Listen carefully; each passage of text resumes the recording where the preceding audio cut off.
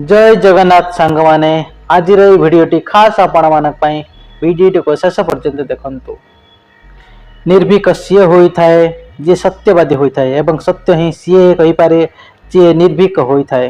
भारतर जड़े महान सुपुत्र बाल गंगाधर तिलक मध्य यही गुण प्रचुर मात्रा पूरी रही। घटनाटी पिला दिनर कथा।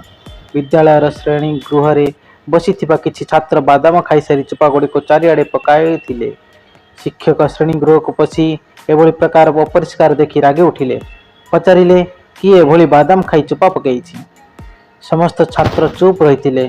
शिक्षक जनक बारंबार पचारिबा सत्ते काहाठारु किछि उत्तर पाइले नहीं। एबे तांकर राग पंचम को उठीगला।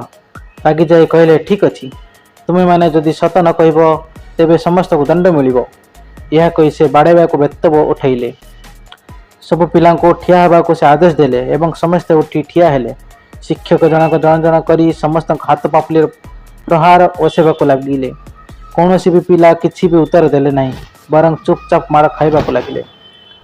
बाल गंगाधर माड़ खाइबार पाली आसिला। से किंतु हाथ आग को बढ़ाई माड़ खाइबा को सफा सफा मना करदेले। निर्भीकतार सह कहले, सार ना मो बादाम खाई ना मो चोपा फोपाड़ी, तेणु जो अपराध मु करी नहीं से मु दंड कहीं पाइबी। एक शुणी शिक्षक पचारे, तेबे किए बादाम खाई चोपा फोपाड़ी से कथा मत कह। बाल गंगाधर कहले, क्षमा करंतु सार, काहारी ना कहवा मोर पसंद नुहे, तेणु ना मु क्या ना कहबी ना निजे माड़ खाइबी। एथिर केउठा भी मु चाहे ना।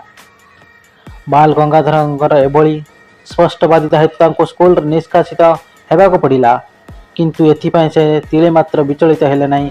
से एथिपाई संतोष लाभ करथिले जे ना तांको भयभूत होई चुगली करने को पड़ीथिला ना अन्याय बर्दास्त करने को पड़ीथिला। आगामी दिन में यह सब गुण तांको भारत मातार सूर्य संतान परिणत करथिला। यही कहानी आमको यह शिक्षा मिला जे सत्य कहवा भली सुगुण अपनेबा सह अन्य बाबद चुगली करने भली अवगुण को दूरे रहिबा उचित। वीडियोटी केमिति लागिला